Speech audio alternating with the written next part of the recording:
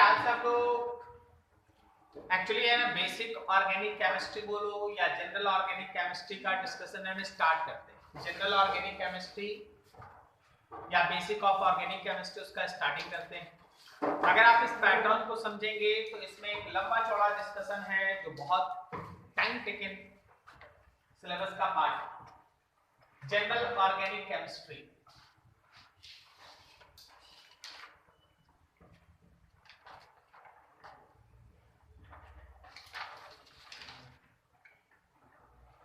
Short form में आपको GOC कहा जाता है। वैसे तो अगर ऑर्गेनिक केमिस्ट्री के इस पूरे पोर्शन में एंटर करोगे ना तो ये एक बहुत ही बड़ा प्रोसेस होता है, लेकिन जैसा कि हम लोग का पिछले दिन डील हो चुका है, हम लोग को नोमेनक्लेचर पढ़ लेना है। सही है?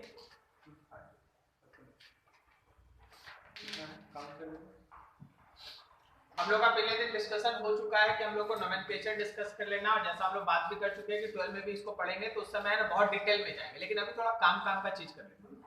ठीक है, काम का चीज कर लेते हैं। इसको है ना पूरा मत मानिएगा, इसको बस इतना मानिएगा कि हाँ अगर नोमेनक्लेचर से कुछ आ जाए तो आपसे बन जाए। बात समझ गए? ये पूरा नहीं हो सकता, पूरा में बहुत समय लगता है। तो क्या ये बताना जरूरी है कि कार्बन 4 बॉन्ड क्यों बनाता है, कार्बन सबसे ज्यादा ऑर्गेनिक कंपाउंड क्यों बनाता है, रिप्रेजेंटेशन, इन सब से हम हट रहे हैं, हम सीधा नोमेनक्लेचर पे आते हैं। बात समझ गए?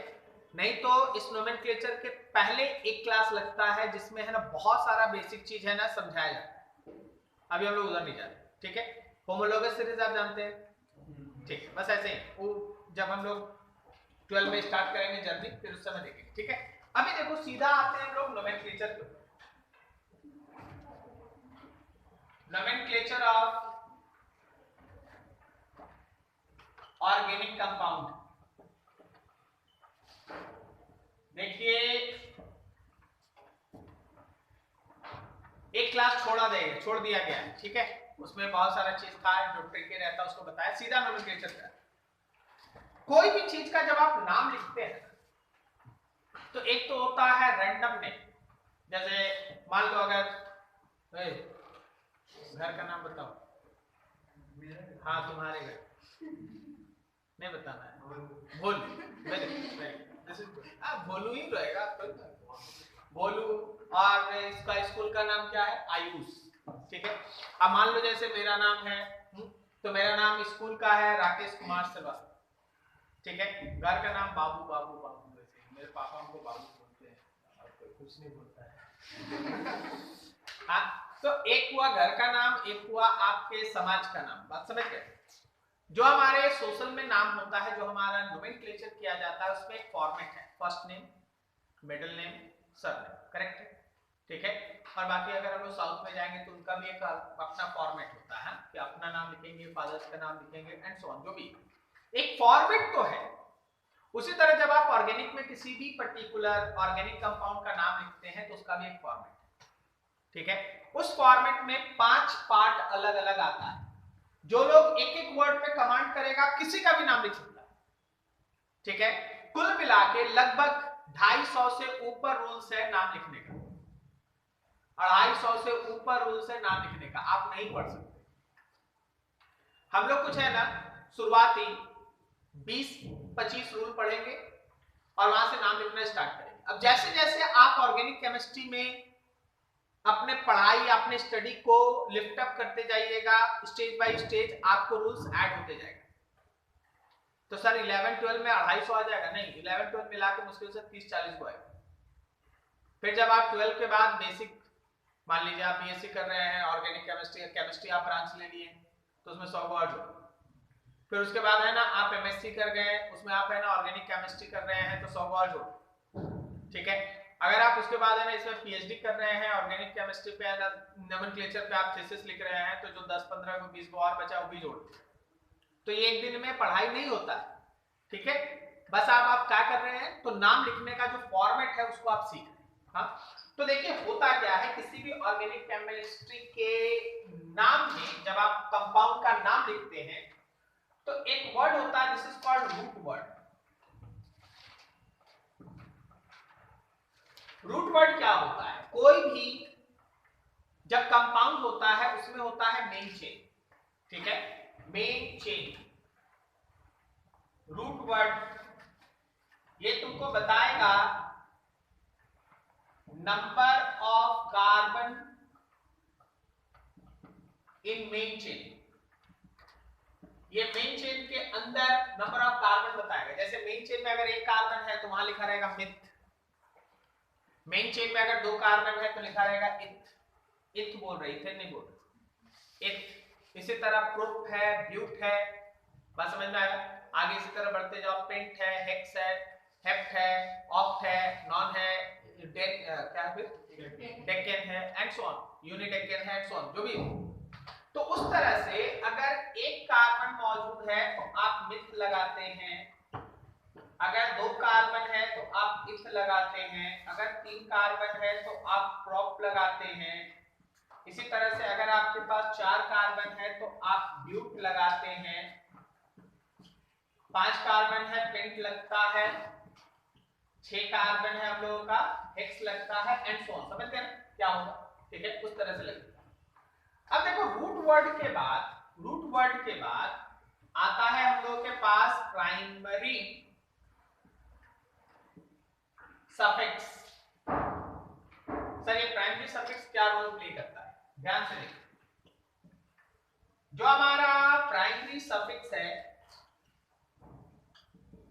वो तुमको ये बताता है सैचुरेटेड और अनसैचुरेटेड कार्बन चेन। वो तुमको ये बताएगा कि आप जिस मेन चेन को आप पकड़ के अपना काम कर रहे हैं वो सैचुरेटेड है या अनसैचुरेटेड है, मतलब डबल बॉन्ड है, ट्रिपल बॉन्ड है या सिंगल बॉन्ड। अगर कार्बन और कार्बन का सिंगल बॉन्ड है तो इन लगेगा, अगर कार्बन और कार्बन के बीच डबल बॉन्ड है तो इन लगेगा, और अगर कार्बन और कार्बन के बीच ट्रिपल बॉन्ड है तो आइन लगेगा। करेक्ट है? ठीक है, तो डबल बॉन्ड, ट्रिपल बॉन्ड और सिंगल बॉन्ड के लिए एन, इन और आइन का यूज होता है। अब आप देखिए, जैसे सर ये 2 रूप का यूज दिखा दीजिए, देखिए हम ऊपर सब जोड़ते जाएंगे, हम सब धीरे धीरे करके ऐड करते जाएंगे। ठीक है, आप बस समझते चलिए। मान लीजिए हम एग्जांपल आपके सामने लिखते हैं CH3 bond CH bond CH2 bond CH3। देखिए हमेशा इस तरह से आप है ना मॉलिक्यूल को लिखेंगे कि कार्बन 4-4 बॉन्ड बनाए, कार्बन 4 बॉन्ड बनाना चाहिए। करेक्ट है? ठीक है, तो अगर कोई ऐसे लिख दे तो ये गलत है, क्योंकि ये कार्बन 3 ही बॉन्ड बनाया है। कार्बन जो बॉन्ड दिखेगा दिखेगा, अगर नहीं दिखेगा तो हाइड्रोजन भर के उसको कंप्लीट करना है। तो यहाँ पे 2 लगेगा ना। तो इसमें मेन चेन में देखो इसका रूट वर्ड क्या है? इसका रूट वर्ड है प्रोप। करेक्ट? और इसका प्राइमरी सफिक्स क्या है? एन। तो आप इसको शॉर्टकट में बोलते हैं प्रोपेन। प्रोपेन।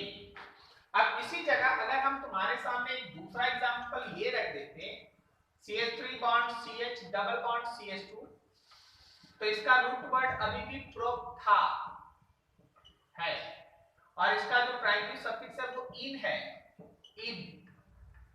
तो आप इसको बोलते हैं प्रोपीन। करेक्ट है? समझ में आ रहा? ठीक है, अभी लग रहा है छोटा छोटा, इसे नॉर्मल बात है होता है। ठीक है, आगे देखो। तो अब देखो इसके बाद आता है primary prefix. Primary prefix, sir ये प्राइमरी प्रीफिक्स क्या करता है? प्राइमरी प्रीफिक्स बताता है कि आपके पास जो ऑर्गेनिक कंपाउंड का मेन चेन है उसके पास साइक्लिक नेचर है या वो ओपेन। ठीक है, साइक्लिक भी तो हो सकता है। Primary prefix used to show cyclic nature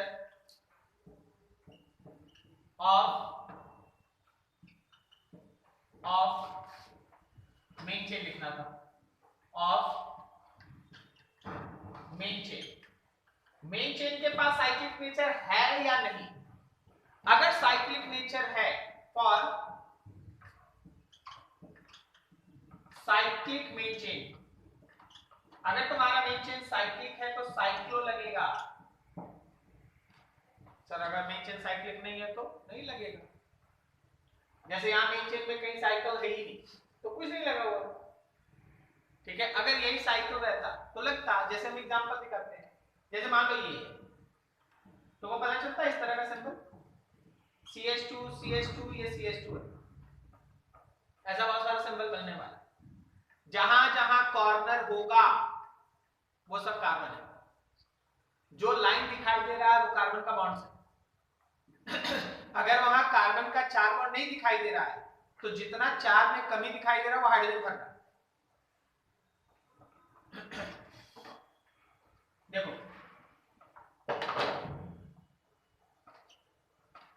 बताओ इसमें कितना कार्बन है? 4। यहाँ के कार्बन का फॉर्मूला लिखे CH2, 2 को बॉन्ड दिखाई दे रहा है 2 हाइड्रोजन। यहाँ पे लिखते CH2 ये वाला करेक्ट है। अब देखो इसमें समझना, इसका रूट वर्ड क्या है? ब्यूट। इसका प्राइमरी सफिक्स क्या है? एन। इसका प्राइमरी प्रीफिक्स क्या है? साइक्लो। नाम बोलो, साइक्लोब्यूटेन। समझ आया? नाम है इसका साइक्लोब्यूटेन, करेक्ट है। अगला देखो, यहां लगा के डबल बॉन्ड। पहले फॉर्मूला देखो, सब कोई फॉर्मूला देखो, समझो। बोलो इसका CH2 लिखोगे, ये CH2 लिखोगे। लिखने का जरूरत नहीं पड़ता, हम आज इसलिए लिख रहे हैं ताकि आपको है ना अगर कभी मिल जाए कि कार्बन कितना हाइड्रोजन कितना, तो इसको बोले क्या लिखेंगे? CH लिखेंगे। इसको हम लोग केवल CH लिखेंगे और इसको क्या लिखेंगे? CH लिखेंगे। अब देखो क्या इसका रूट वर्ड पेंट है? बोलो प्राइमरी सफिक्स बोलो इन है और प्राइमरी प्रीफिक्स बोलो साइक्लो है। बोलो इसका पूरा नाम साइक्लोपेंटीन, करेक्ट है। तो ऐसे नाम लिखा है। यहाँ तक कोई दिक्कत? कोई दिक्कत, ठीक है। चलिए नोट कर लीजिए इतना, फिर और आगे बढ़ते हैं। अब इसमें जोड़ते रहना है।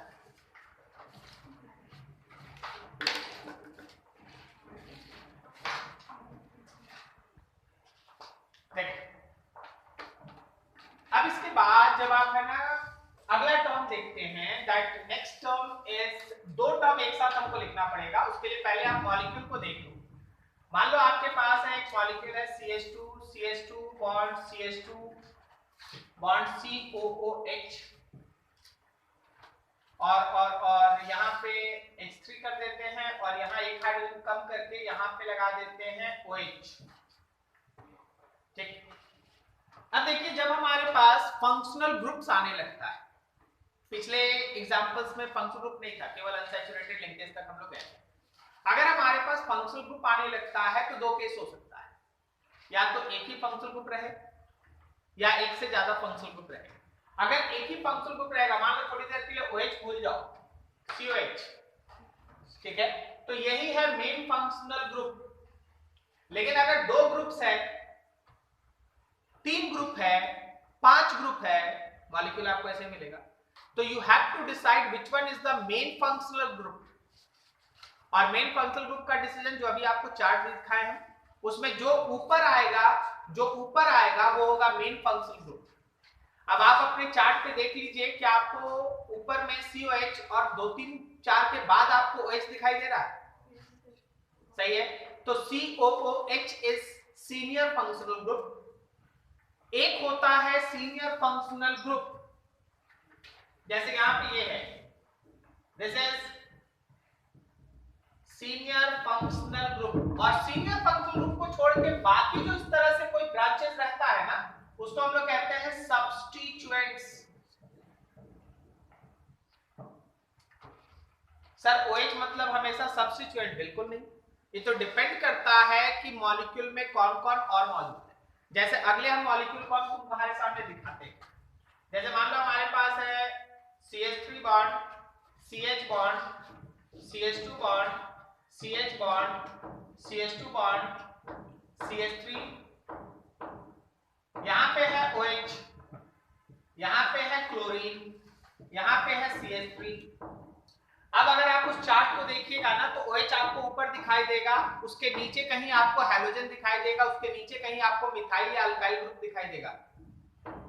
ठीक है, OH ऊपर है, हैलोजन आपको X से दिखाई देगा, X सही है। तो इस बार अगर आपसे कोई पूछे कि कौन है मेन फंक्शनल ग्रुप, तो कौन है मेन फंक्शनल ग्रुप? OH, क्योंकि वो तुम्हारे टेबल में ऊपर है। तो OH is the main functional group या main senior functional group, main functional group. उस समय Cl भी है सब्स्टिट्यूएंट और ये मिथाइल भी है सब्स्टिट्यूएंट। ओके, आपको समझ में आ रहा है ना क्या बताना चाह रहे हैं? तुम्हारे उस टेबल में जो ऊपर लाई कर रहा है वो सीनियर फंक्शनल ग्रुप है और उसके नीचे कोई लाई कर रहा है तो वो सब्स्टिट्यूएंट, कोई भी हो सकता है। ठीक है, अब मान लो जैसे हम तुमसे एक साथ पूछते हैं, सपोज हमारे पास अगला मॉलिक्यूल देखिए, अगला मॉलिक्यूल देखिए, CH3 bond, CH bond, CH2 bond, CH bond, CH2 bond, CH, CH, CHO। एक जगह Cl है, एक जगह COOH है, एक जगह OH है, एक जगह मान लो NH2 है। बोलो अपना टेबल देखिए, कौन है senior most functional group? COOH। तो ये जो हमारा COOH है ये है हम लोग का मेन फंक्शनल ग्रुप या senior functional group, main functional group. बाकी एल्डिहाइड बोलो, क्लोरीन बोलो, OH बोलो, NH2 बोलो, ये सब है सब्स्टिट्यूएंट्स। It is clear? ठीक है, अब नोमेनक्लेचर जब आप करते हैं तो इन सब को एक जगह पे देना पड़ता है, इसका नाम का जगह एक फिक्स करना पड़ता है। याद रखिएगा प्राइमरी सफिक्स के बाद सेकेंडरी सफिक्स, ये जो आपके पास सेकेंडरी सफिक्स है used for main functional group, जो मेन फंक्शनल ग्रुप रहेगा उसके लिए आप सेकेंडरी सफिक्स लगाएंगे। जैसे यहाँ पे आप ओइक एसिड के लिए लगाएंगे, यहाँ पे आप है ना OH के लिए लगाएंगे, यहाँ पे आप ओइक एसिड के लिए लगाएंगे। ठीक है, और सबसे आगे जैसे secondary prefix and that secondary prefix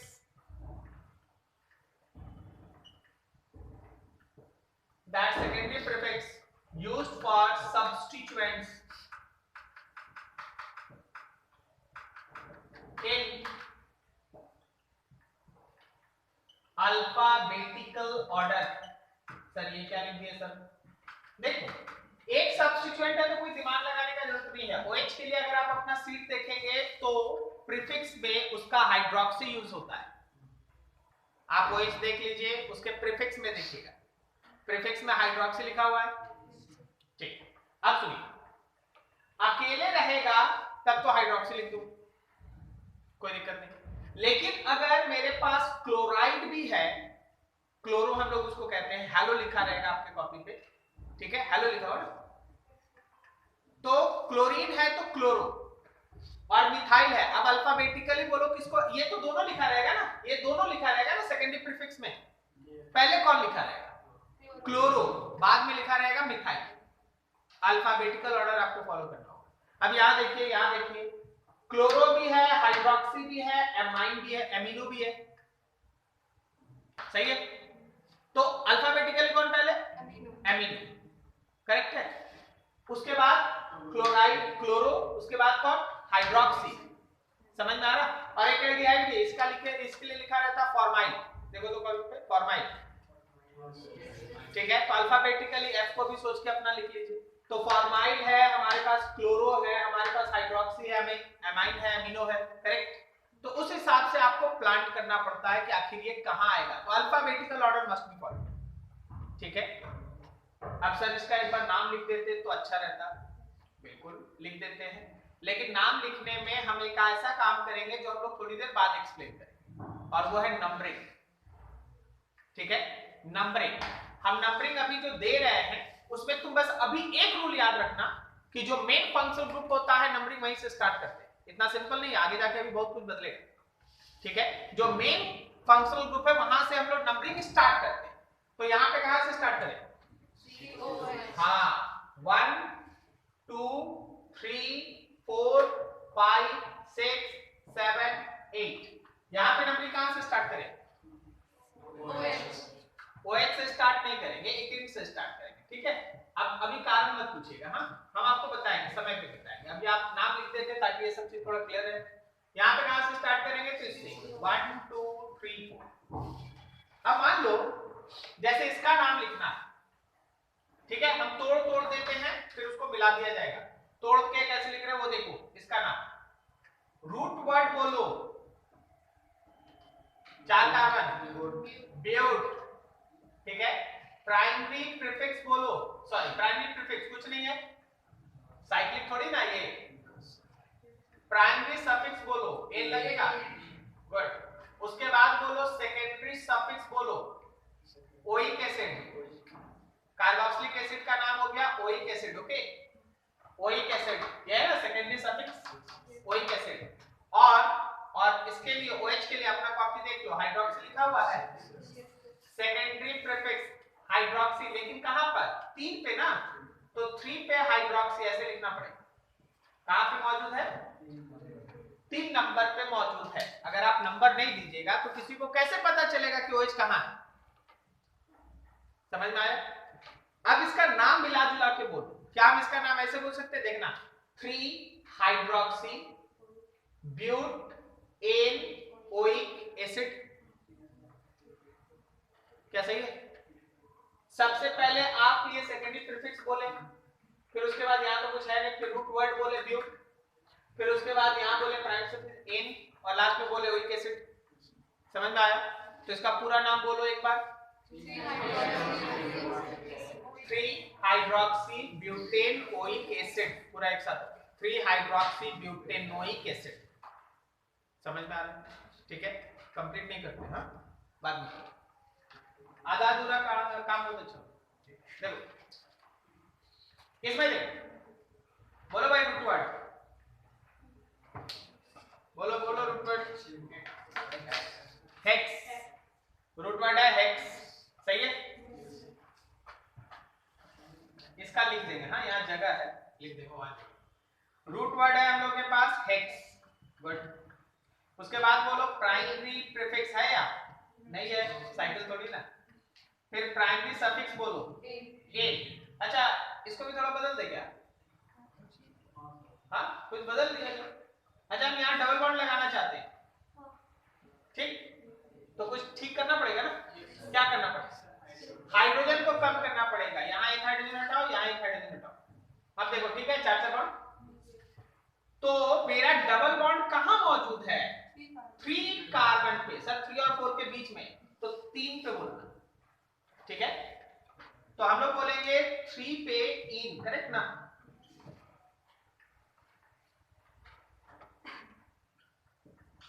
किसका? OH।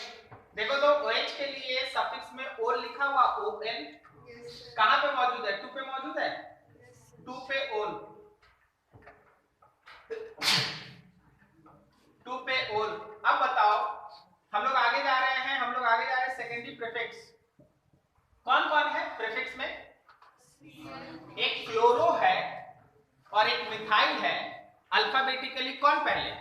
क्लोरो है। तो आपको बोलना पड़ेगा 3 क्लोरो डैश हाइफन हाइफन 5 पे मिथाइल। उधर ऑनलाइन में देखो, इधर ऑफलाइन वाला को आपको समझ में आ रहा, आंखों देखने से हमको पता चल जाता है कि नहीं सब ठीक जा रहा। उधर नेत्र दर्शन नहीं हो रहे हैं, आपको समझ में आ रहा है? राइट साइड का बोर्ड नहीं दिख रहा। राइट साइड के बोर्ड को भी मारो गोली, यहाँ जो दिख रहा है उसको समझो। कैसे समझ आ रहा है इससे? गुड। आ रहा है समझ। जो नहीं दिख रहा उसके पीछे क्या जाता है, वो हम खुद ही काट के रखे हैं। फोकस होना चाहिए। देखो बीच में ऐसा है ना, बीच में एकदम बीच में। तो देखो इसका नाम बोला जाए, कोई बोलो।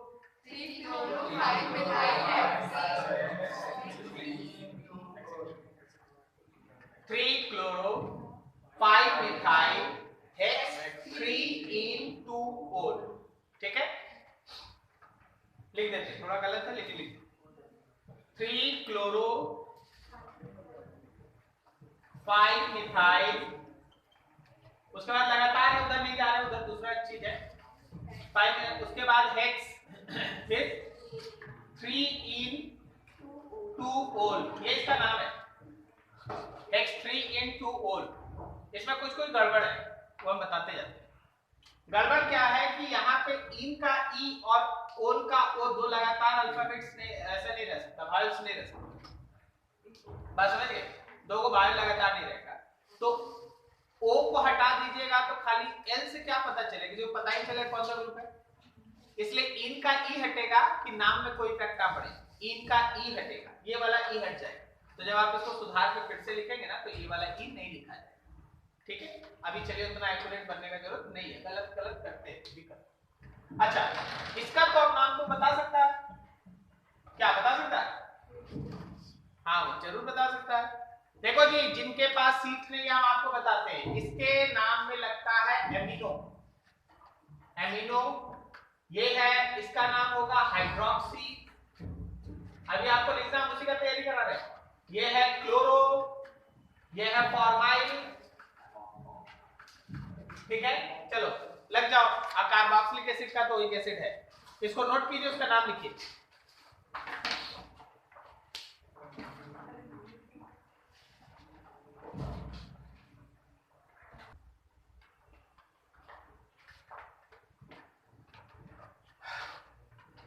देखिए, process of deciding number of carbon in main chain, process of deciding number of carbon in main chain, कितना number of carbon main chain में है हम लोग को वो डिसाइड करना है। कैसे ये करेंगे वो जरा सीखिए, समझिए मेरी बात को। देखिए, आपको है ना मेन चेन और लॉन्गेस्ट कार्बन चेन में अंतर पता होना चाहिए। आपको लॉन्गेस्ट कार्बन चेन बोल दिया जाता है इज द मेन चेन, ये अधूरा है। ठीक है, सुनिएगा ध्यान से। आपको वैसा कार्बन चेन किसी भी मॉलिक्यूल के अंदर चुनना पड़ता है जिसमें मेन फंक्शनल ग्रुप जरूर हो, भले उसके अंदर नंबर ऑफ कार्बन कम हो, कोई सी बात नहीं, लेकिन मेन फंक्शनल ग्रुप रहना जरूरी है। तो पहला rule, main chain must contain main functional group. Sir उसमें 5 ही नंबर है सर कार्बन का, और दूसरा वाला एक चेन देख रहे हैं सर उसमें 15 कार्बन है, कोई फर्क नहीं पड़ता, 5 वाला होगा। ठीक है, मेन कार्बन चेन में मेन फंक्शनल ग्रुप होना चाहिए, भले उसके लिए नंबर से समझौता करना पड़े, कर लीजिए। कम नंबर है कोई मतलब नहीं है, मेन फंक्शनल ग्रुप होना चाहिए, कोई दिक्कत किसी को समझ नहीं। ठीक, अब मेन फंक्शनल ग्रुप है हमारे कार्बन में, तो मेन फंक्शनल ग्रुप के साथ साथ आपको कोशिश करना चाहिए उस रास्ते को मेन चेन में इंक्लूड करने के लिए जिसमें सबसे ज्यादा नंबर ऑफ अनसैचुरेटेड लिंकेज हो। मान लो जैसे कार्बन से स्टार्ट किए, यहां पहुंचे, राइट में जा रहे हैं तो 10 कार्बन मिल रहा है लेकिन सब सिंगल बॉन्ड है, लेफ्ट में जा रहे हैं तो 5 ही कार्बन मिल रहा है लेकिन एक जगह डबल बॉन्ड है, तो लेफ्ट में ही जाइए। ठीक है, क्या करना है, सबसे पहला रूल याद रखना है कि मेन फंक्शनल ग्रुप उसमें होना ही चाहिए। दूसरा रूल याद रखना है कि उसमें ज्यादा से ज्यादा अनसैचुरेटेड लिंकेज इंक्लूड हो, भले कार्बन का नंबर कम हो, कोई बात। ठीक है, जब ये दो चीज हो जाए तो तीसरा पे आपको कोशिश करना चाहिए कि ज्यादा से ज्यादा नंबर ऑफ कार्बन भी आए। मेन फंक्शनल ग्रुप है सर, ज्यादा से ज्यादा अनसैचुरेटेड लिंकेज भी है, तो भाई उस रास्ते में जा जिसमें सबसे ज्यादा नंबर ऑफ कार्बन है। ठीक है, अब स्टूडेंट क्या करता है, तीसरा ही याद रखता है, पहले दो को भूल गया, गलत है।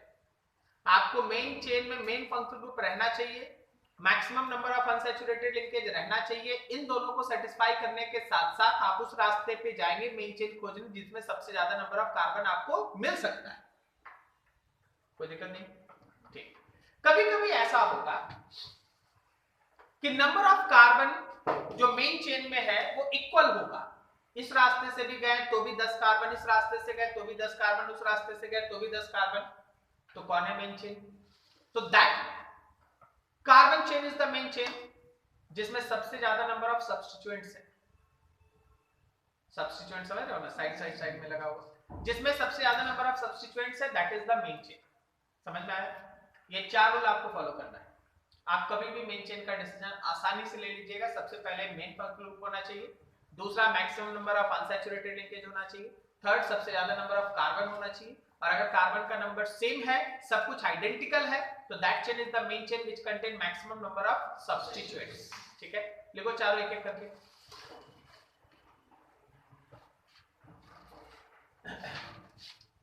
फर्स्ट में लिखो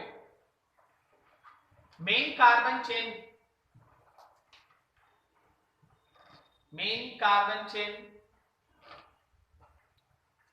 must have main functional group. Main carbon chain must have main functional group.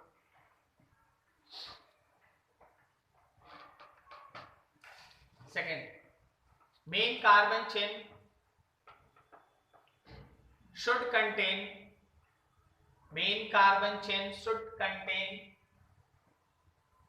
maximum number of unsaturated linkage. Main carbon chain should contain maximum number of unsaturated linkage.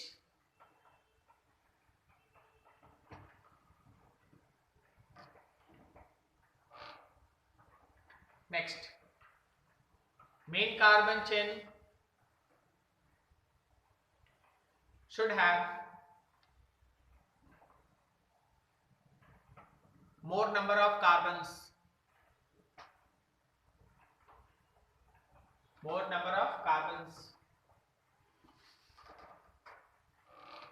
Next लिखो, if number of carbon is same, then that carbon chain is the main chain. That carbon chain is the main chain which contain maximum number of substituents. Which contain maximum number of substituents.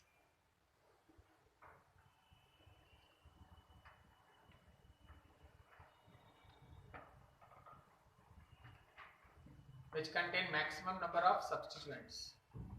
सही है? ठीक। अभी देखिए आप लोग बताइएगा main chain में कितना कार्बन?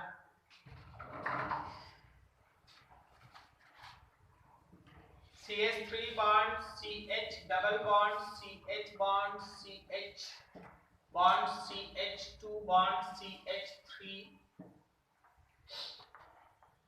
यहाँ पे है bond CH2 bond, CH2 bond, CH2 bond, CH3, और यहाँ पे मौजूद है CHO। बताओ मेन चेन में कितना कार्बन?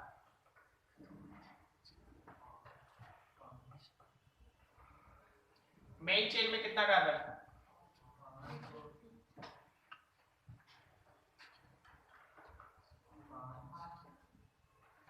बोलो बोलो।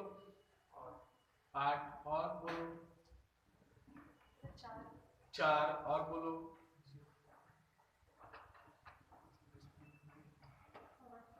5 और बोलो।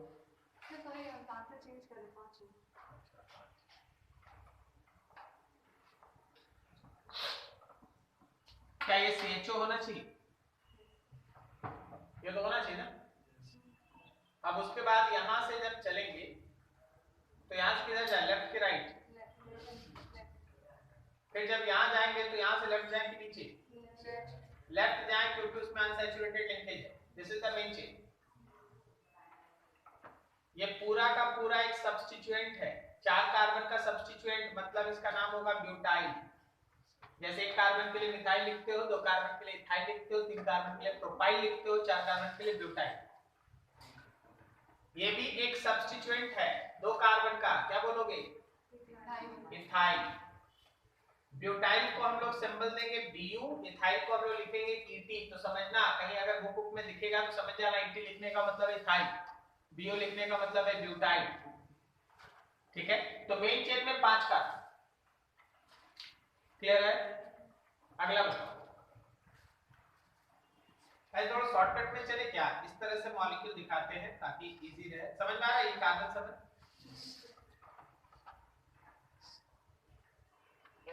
हाँ गुड।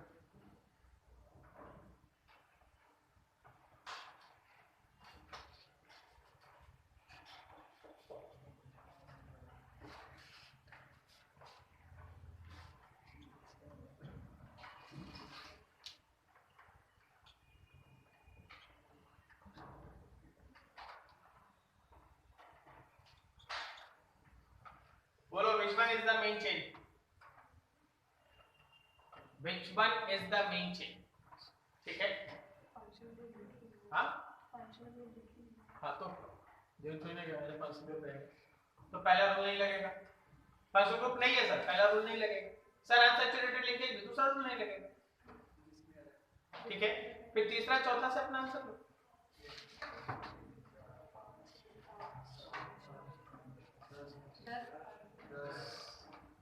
10 गो कार्बन यहाँ 3 जगह है, 12 भी है।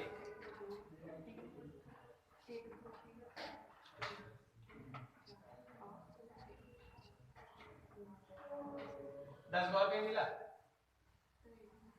कहीं हमें भी गलत ड्रॉप कर दी।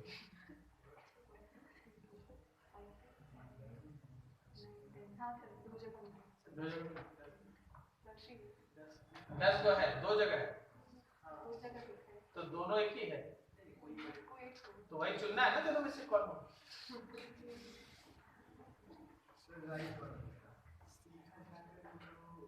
दाहिने मुड़ जाता है सर, राइट से गया, अब फिर 2 कदम चल के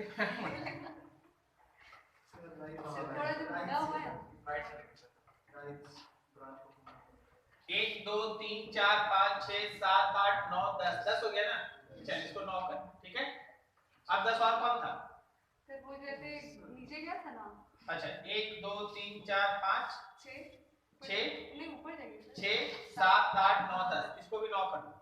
अब देखो 9 कितना जगह, 9 दो हो गया, 1 2 3 4 5 6 7 8 9, ठीक।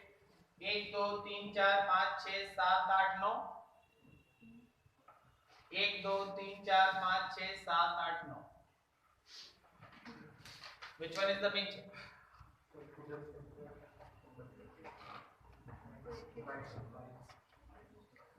क्या उसको चुनेंगे जिसमें सबसे ज्यादा नंबर ऑफ सब्स्टिट्यूएंट्स 9 9 9 सब में आ रहा है, ठीक है। तो केस 3 से आंसर नहीं आएगा, केस 4 में है सबसे ज्यादा नंबर ऑफ सब्स्टिट्यूएंट्स। ऊपर वाले को पकड़िए, यहां से चलिए, देखिए हम उसको थोड़ा अलग सिंबल में दिखाते हैं, समझ गए। यहां से चलिए, यहां से चलिए, यहां से चलिए, यहां से चलिए और यहां तक जाइए। सर इसमें फायदा बताइए सर। ठीक है, फायदा ये है कि इसमें नंबर ऑफ सब्स्टिट्यूएंट्स काउंट करना। क्या ये CH3 है, ये वाला पूरा ग्रुप है, ये वाला भी तो पूरा ग्रुप होगा ना, और ये भी एक है, 4 सब्स्टिट्यूएंट है। 4 सब्स्टिट्यूएंट और आप कहीं नहीं ला सकते, ला सकेंगे? देख लीजिए 1 2 3 4 5 6 7 8 9, तो 1 2 3 आया, ठीक है, 3 आया, 4 भी आया। So this one is the main chain, समझ में आया? This one is the main chain. तो क्लोज से क्लोज कॉल भी है ना, इस तरह से बना रहता है कि कोई ना कोई डिफरेंस होगा ही। तो कोई कुछ और सोच रहा है, कुछ दिख रहा है तो बता सको। नीचे से, नीचे से, हाँ तो का कोई बात, वो नीचे से जाना है कि ऊपर से जाना है, that is the other thing which is called numbering, वो नंबरिंग में पड़ेगा, लेकिन मेन चेन यही है। अब नंबरिंग किधर से करेंगे, ये बात हो सकता है कि सर ऊपर 1 लिखेंगे कि नीचे 1 लिखेंगे, बात समझ गए? तो वो दूसरा टॉपिक, इसमें कोई दिक्कत, समझ गया? तो चलो दूसरा टॉपिक ही हम लोग है ना लगभग स्टार्ट करने के दहलीज पे खड़े हैं। नाम उसका नंबरिंग। नंबरिंग कैसे करते हैं?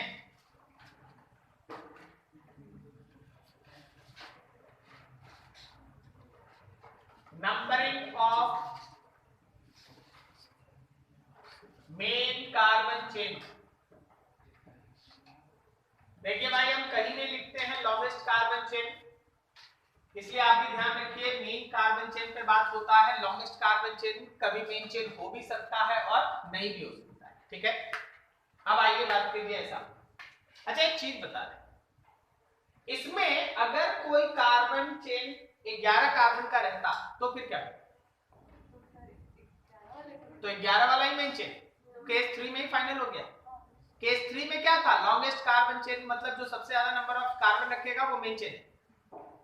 फंक्शनल ग्रुप इसमें है नहीं, अनसैचुरेटेड लिंकेज इसमें है नहीं, ठीक है। तो सबसे ज्यादा नंबर ऑफ कार्बन जिसमें होगा वही है मेन चेन, समझ गया। अगर number of carbon in main chain tie होने लगे तब सब्स्टिट्यूएंट देखेंगे, लेकिन अगर किसी में 11 है तो 11 वाला ही मेन चेन है, करेक्ट है। हम लोग इसको क्या कर दिए थे, ऐसे 2 को मिटा दिए थे, वहां 1 को मिटाए थे, 9 कर दिए थे, फिर 9 9 9 4 बार आया, तो हम लोग को चेक करना पड़ा किसमें सबसे ज्यादा नंबर ऑफ सब्स्टिट्यूएंट। समझ पा रहा है, इफ एंड बट सब चल रहा है। अब एक नंबरिंग क्या है, नंबरिंग हमेशा मेन कार्बन चेन के किसी इंड से स्टार्ट करते हैं। नंबरिंग कभी भी कार्बन चेन के बीच से नहीं करते। जैसे अगर मेरे पास ये एक मेन चेन है तो या तो इधर से स्टार्ट करेंगे या इधर से स्टार्ट करेंगे, इंड से स्टार्ट करेंगे, बीच से। जैसे ये मेरा मेन चेन है तो या तो हम इधर से स्टार्ट करेंगे नंबरिंग, या फिर हम ऊपर से स्टार्ट करेंगे, मतलब मेन चेन के इंड से नंबरिंग स्टार्ट होता है, पहला रूल, ठीक है। दूसरा, आपको नंबरिंग ऐसे करना चाहिए कि मेन फंक्शनल ग्रुप के ऊपर लोएस्ट नंबर जाए, मेन फंक्शनल ग्रुप के ऊपर लोएस्ट नंबर जाए।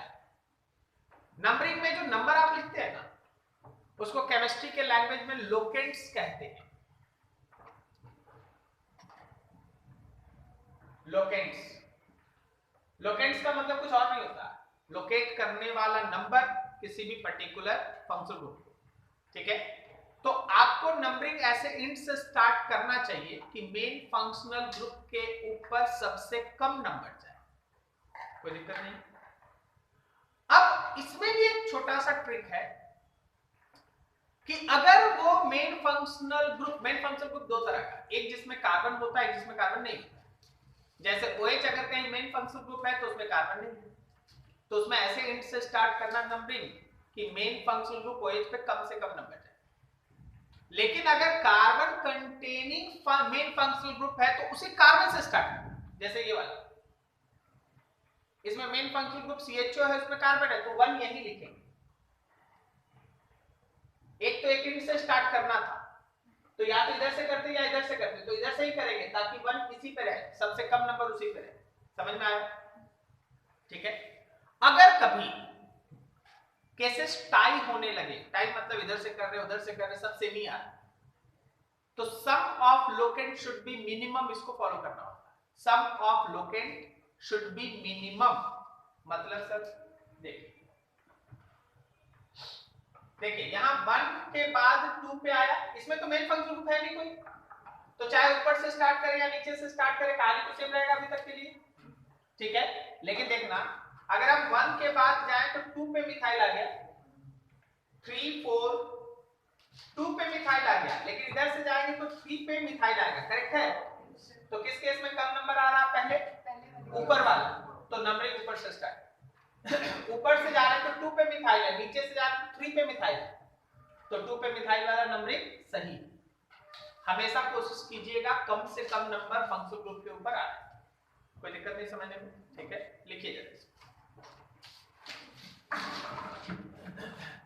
Numbering of main carbon chain में लिखो, फर्स्ट पे लिखो, numbering always starts from, numbering always starts from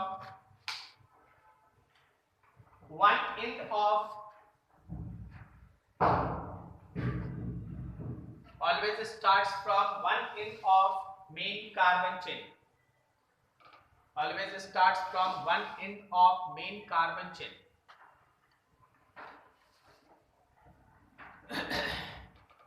Next point, numbering should start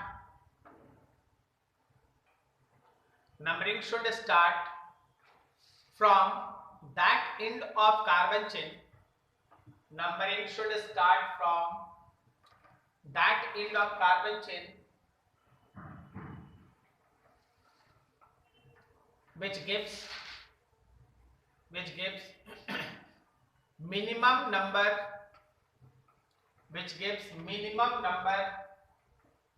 on main functional group, which gives minimum number on main functional group.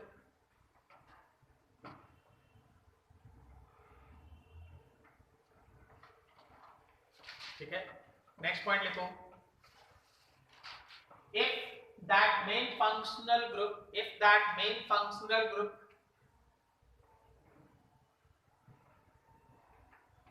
contain carbon, if that main functional group contain carbon, then numbering should start from carbon of main functional group. Numbering should start from carbon of main functional group. Numbering should start from carbon of main functional group. ठीक है, bracket में लिखना, इसमें एक exception है, accept ketones. इसमें ketone मत रखिएगा, कीटोन का कार्बन से नंबरिंग स्टार्ट करना नहीं है, एंड से स्टार्ट करना है। ठीक है, अगला पॉइंट लिखिए,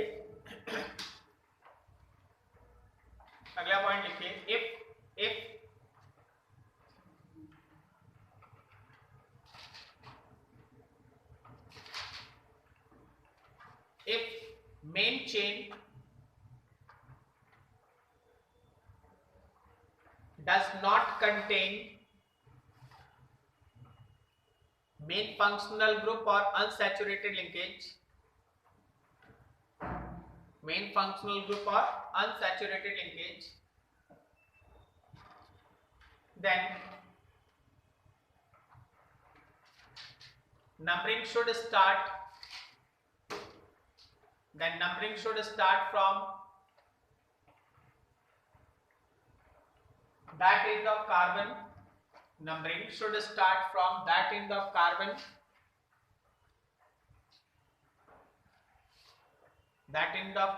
chain which gives minimum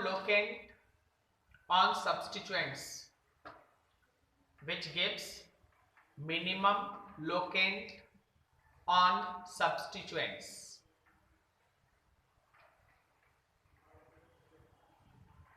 ठीक है।